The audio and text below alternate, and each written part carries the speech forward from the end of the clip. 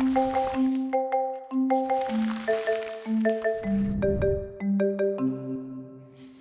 I'm going to start by talking a little bit about where I'm at, where I'm coming from with this. I grew up in a church that told me the world was going to get worse and worse and worse until God came one day and saved us all. As I've grown into an adult, and here at Paradox, I've adapted Martin Luther King's outlook, which says, the arc of the moral universe is long, but it bends towards justice. That belief has allowed me to believe that maybe the world is worsening, but I don't have to have this dreadful look towards humanity. I can believe that we're standing up for ourselves, we're doing better, and we can become better even if the conditions around us are worse. Now you're telling me that literally none of that matters because God's going to crush everything anyways. How is that different than the church of my childhood? What's funny is the idea that God would crush anything anyways kind of is the same thing they're saying, so it's where it comes around and meets on the other side. So it's not that God's going to crush everything. It's that there is, no matter how grand, how big, how strong something is built, there is something bigger and greater than that we religious people call God. And so this is a story about recognition of our place within this giant universe and God's role in that and our relation to it and how we as ephemeral beings relate to the eternal. And if you've ever wanted to feel ephemeral compared to the eternal, like there's few things as powerful as stargazing or contemplating how big the universe is, because it's just so massive that we can barely get our heads around it. As far as like this idea that things have to get worse and worse and worse, it's not a linear path, but at the same time, things have continually gotten better across the globe while there are some horrific things still happening. One question I like to ask when somebody tells me that is, well, what time period do you think was better to live in than right now? And sometimes they say like, well, 2016. It's like, well, come on.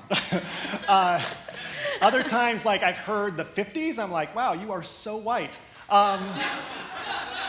And so when the question is like, what would be a better time than now? The answer, I think, is there isn't one. So let's keep building and working on the giants. You named one with Martin Luther King before us. Let's work on what the giants have given us that we didn't have before. And let's remind ourselves that it's worthwhile to work toward those eternal things because that's really what the testimony of Daniel is. 2 weeks ago, if you said that, I would have been like, wow, great sermon, Craig. I totally am there with you. It makes sense to me. It's well with my soul. But this is today. So I think that outlook that I spoke to has served me well as I've been wrestling with my adult faith. And I really agreed with that and believed that and felt that until a week ago when the Supreme Court overturned Roe versus Wade.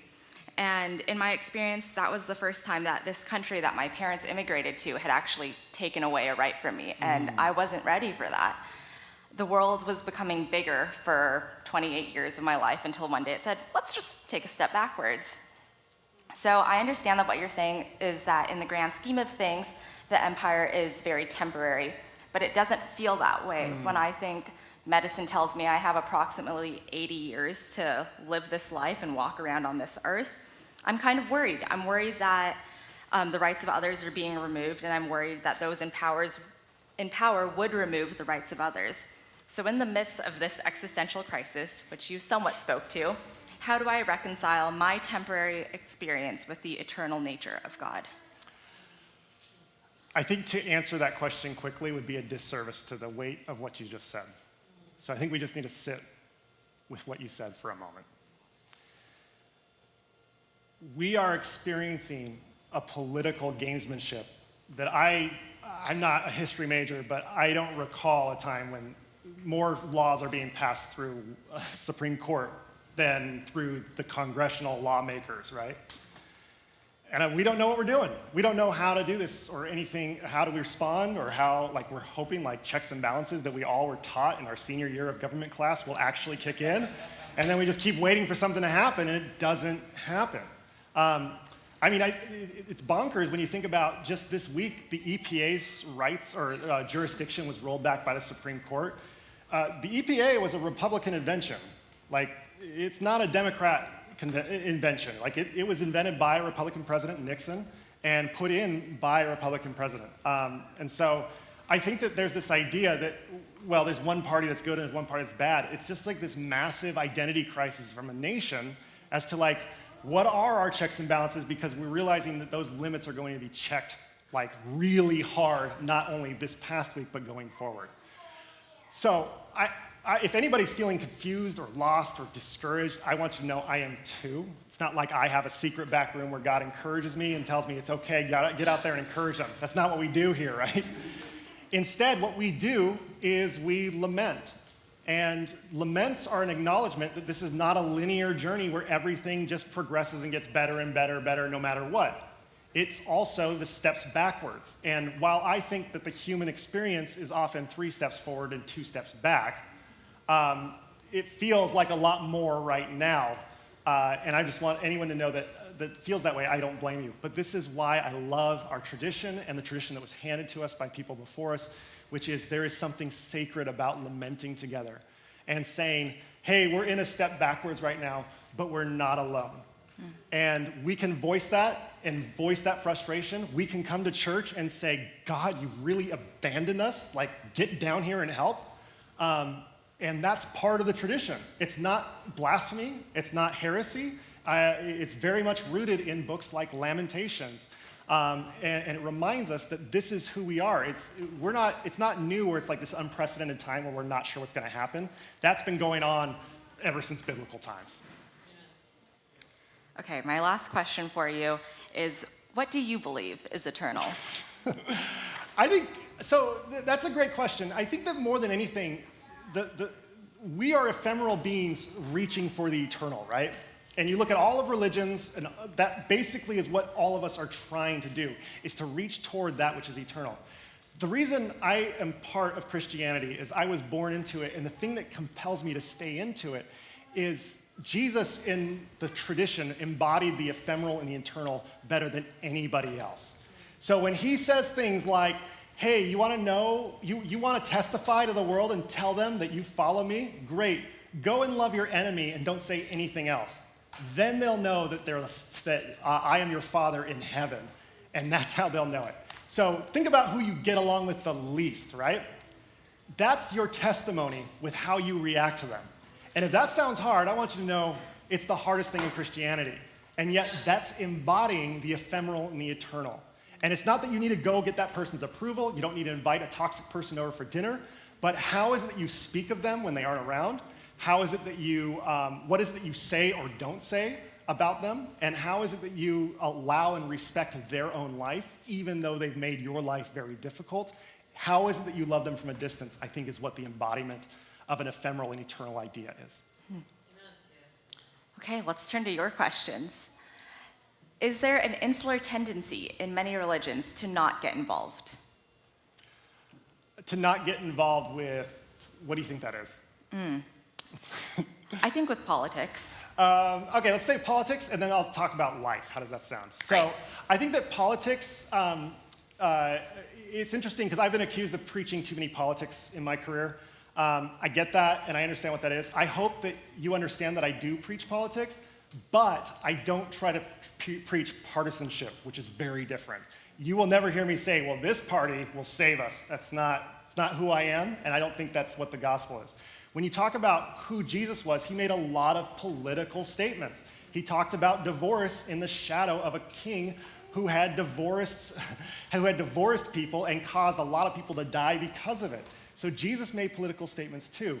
So I think that sometimes churches will often say, let's not get political because they're addressing topics that matter right here and right now. And so they avoid engaging by saying like, oh, it's too political, and they wash their hands.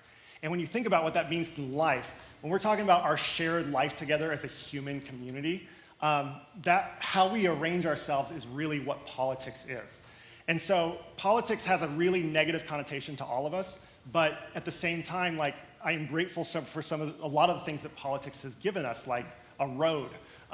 It's been great. So I think that to recognize that and respect it, and then also realize that there is something greater than a political party, that's what the story of Daniel's about. Those are some great questions. Thanks, Greg. Daniel is often told as a story about how Christians are the persecuted group today. Do you think that we are still persecuted, or have we found ourselves to be the monarch? Oh, thank you for asking this one. I have heard my whole life preachers, teachers, religious folks only identify as the prophet. What I am trying to get you to do with this story is to start identifying as the monarch. Not to say that you're always the monarch, but to say that we've got to identify with the monarch in this story. If you are always identifying as the hero in Scripture, you're getting about 30% of what religion has to offer. So I think it's important to identify with multiple people in multiple stories, and there will be times that you're like, I feel like Daniel in this story, and I would applaud that. But if you never identify with the monarch, I think you're going to be blind to your own privilege on several things. Great question. How do we know the date that Daniel was written? Who is theorized to have written it if it was written after Daniel was long gone? So John J. Collins, who used to teach at Yale Divinity School, wrote it in his book, An Introduction to the Hebrew Bible, and that's the dates I pull from. He's a very well-respected scholar. A lot of it is because there's this idea that Daniel would predict what this dream was and tell Nebuchadnezzar what this dream was, and then Daniel would go from there to write down what just happened. We don't have evidence that that happened. The earliest manuscripts we have of this go back to about 400 years after Daniel was supposedly written. And so the way they date it is based on the events and the events it references, both in this vision with the statue and then also the vision that happens in chapters 7 to 12 of this book. So if that doesn't convince you, I just would encourage you. John J. Collins knows what he's talking about, and he's one of those guys that you trust when you're like, oh, you've been at Yale Divinity School for like 22 years. Good for you. So yeah, that's how we know. Who gets to decide what is eternal and what is ephemeral? Is that a personal decision, especially in today's day and age where it feels very easy to careen into nihilism, I believe? Sorry, what? I got the text before from got it. Jonathan. Okay. Great. This is a great question. And the fact is, we here at Paradox, our core belief is Jesus Christ. We have 2 commandments from Jesus Christ, which is to love God and love others, right? We would call those eternal commandments because they've been around for 2,000 years. We think they'll be around for 2,000 years after us. As far as, though, this, how do we decide? At Paradox, we have 3 disciplines or 3 practices that help us discern what is actually eternal. Those 3 disciplines are community or church, they are scripture, and they are prayer. And so the combination of those things help inform to us what it is that we find to be eternal values. And sometimes those change because we have a different perception or anything. But living in community and hearing other people's perspectives, we found to be a great way to determine what is eternal. Reading scripture and seeing how it applies to our lives today, well, we do that every week here at Paradox. And prayer, I hope that you feel like we've helped you learn how to pray here at Paradox, because prayer or contemplation or meditation, whatever it is that you describe it, having stillness and being able to let your emotions and your body tell you things can also inform that. So those are the 3 ways we trust, 3 ways we discern what is eternal, and try to get ourselves out of our own heads and live beyond that. Nihilism guardrails. Yeah, some guardrails. There you go. Was Nebuchadnezzar's dream written to fit the history that had already occurred? I believe so personally. I don't want to ruffle feathers for Christians who feel like that's not the case.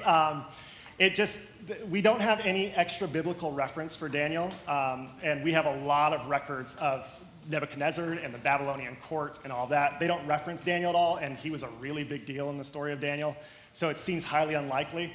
Not only that, I'll say it, I've gone too far.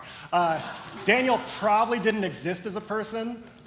There is a few extra references in the Bible to that, but it's more likely than not that he didn't exist. The genre of this book is one of legend, not historical record. So when you look at the genre of it and the way it's written with the purpose of it, you realize that the purpose of this story is to inspire awe and wonder, and that's the value of these writings. How do you suggest we begin to better grasp the ephemeral parts of life? Just breathe. I think that there's this idea that if I can do one more thing, then I can experience the eternal. If I can do 2 more things, then I can experience the eternal. But so much of that is you don't have to do more than you're already doing. As far as the ephemeral part, I think that a big thing is how is it that you are present, or how is it that you are as close to your own breath as you can be during the week? And if you can't find anything, if you can't point to something like that's the moment, then I would encourage you to start incorporating some practices, whether that's you turn your phone off at night or in the morning, whether it's just you sit down and look at the mountains for 30 minutes, whether it's you close your eyes and you breathe deeply and you think to yourself about how valuable each breath is and how no breath is ever the same. There are all these centering practices, and they often involve you doing less than doing more. And so the more that you just say, like, you know what, all we have is today, so I'm going to savor it, the more you will lean into the ephemeral and find that there is something truly, truly beautiful at the heart of our existence. That was really beautiful and well said. Thank you. Thomas, how many more questions do we have? A bunch. Let's do lightning round? Okay. Lightning round. How do we make our empire a better place? What are we called to do? I think that there's a point where you have to recognize you've done all you can at some point, and make peace with that. Like, for instance, I think it's important to get involved and raise your voice and raise awareness, but also to recognize that there's a time where that has to stop and enjoy life and remind yourself that there are things that politics have given you, because otherwise you'll just be filled with despair all the time. How does someone deal with acceptance when they're living a life that they are not happy in? They cannot come out of it because of religion, marriage, and family. Yeah, that's the lament practice, going back to that. It's okay to lament. It's okay to say, I'm in a bad phase of life. I can't find the eternal things. This is attested to by the great, titans of our faith. You can find all sorts of stories about people who say, I can't find God right now. You can find contemporary stories like Mother Teresa saying, I haven't heard the voice of God in 40 years. This happens to all of us. And we stay in community, we stay in prayer, we stay in scripture to remind ourselves that this too is part of the journey toward the eternal. How do we balance not getting so tied up in the machinations of empire with not disengaging with the world and working for good? Yeah, so I think that's where it's that savoring of life is really important. We came from a tradition that practices Sabbath, and you are engaging to somebody who discovered Sabbath long before us. We practice Sabbath, which was this idea that you don't produce anything for a day, you just enjoy and receive. It's so much more than that, but that's the simplest way I can put it. It was, and the more that you lean into that, the more you can enjoy what is right in front of you. How can we help people from both sides of our political system that these times are temporary and that choosing a side to fight for is not the end all be all? So you can't change people's minds except for your friends and family. So I tell you that because everyone's like, oh, Thanksgiving, I don't want to go. I understand, but the best way to change people's minds is over dinner usually, right? And if you're serious about changing people's minds, empathy, empathy, empathy, empathy, right? Own your story. I am not proud of this. I was very anti-LGBT for a lot of my life. When I tell other people who are trying to understand why it is that we are an affirming church, when I tell them that story and my journey, it usually helps to bring them along somewhat, right?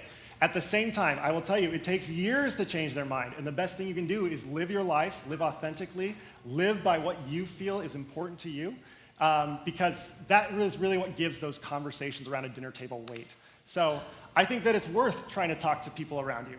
And at the same time, there's a point where you have to say, I've done enough, I'm going to do something else now. How can I remind myself every day to treat life as a precious gift? It's hard to remember. Yeah, I would encourage ritual more than anything else. So what is your ritual that reminds you of that? Whether it's in the morning or in the evening, let's say you take 20 minutes in the evening and you just say, what was good today? And you write it down on a piece of paper. When you wake up in the morning, what is it that you are thankful for? One of my great mentors, Dr. Fritz Guy, said, the greatest indicator of spiritual maturity is gratitude. It's not memorizing Bible verses. It's not going to church a lot. It's being grateful for this existence and this reality that we have. Beautiful. Thanks. Craig, it's been great talking to you. Thanks so much. Should we do one more? Sure. Let's do one more. Okay, last one. Is there God, joy, love, life, etc. without us? Is it paramount that we survive? What about all that we destroy ourselves? Is there God? Yes. Is it paramount that we survive? What about all that we destroy ourselves? Okay, I got it. Is there God without us? Yes. Okay. That's a great question, and it's like gets really heavy in the philosophy world as far as like, if there was no us, then would there be God? I actually think that Scripture identifies that and says that there probably wouldn't be, because when you think about what God does in the creation story of Genesis, God withholds God's self from a portion of the universe in order to make space for something else. So there is a relationship that exists between the ephemeral and the eternal, between us and God, that without that, God doesn't really make sense. And that's not just human, it's all of creation, and we are part of that bigger creation. So I think it's important to acknowledge that and recognize that, and to say, yes, there is something valuable here, and that we are in relationship with God, because God ultimately, at God's core, is a relationship. So thank you so much. Thank you so much for all your great questions. I really appreciate it.